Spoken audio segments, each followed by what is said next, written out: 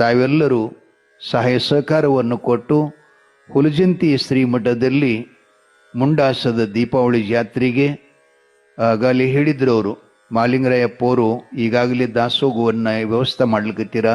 ಸುಮಾರು 200-300 ಚೀಲಿನ ಅದು ಒಂದು ದೊಡ್ಡ ಕಾರ್ಯ ಇದೆ ದಾಸೋಗದು, ಅದಕ್ಕೆ ಅವರಲ್ಲಿ ಅಲ್ಲೇ ಉಳ್ಕೊಂಡಾರ ಅಂಥೇಳಿ.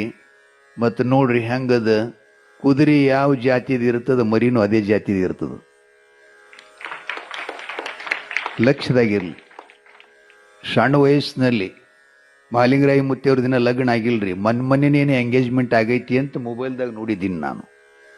ಆದ್ರೆ ಎಷ್ಟು ಧರ್ಮದ ಬಗ್ಗೆ ಅವರಲ್ಲಿ ಗೌರವ ಇದೆ, ಸಾಹಸ ಇದೆ, ಪರಾಕ್ರಮ ಇದೆ ಅಂತ ಕೇಳಿದ್ರೆ 30 ವರ್ಷದ ಒಳಗಡೆ ಇದ್ದಾರೆ ಅವರು.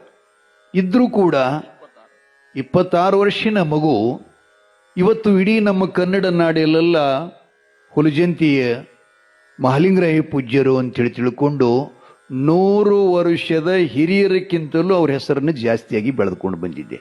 ಕಾರಣ ಅಂದ್ರೇನು?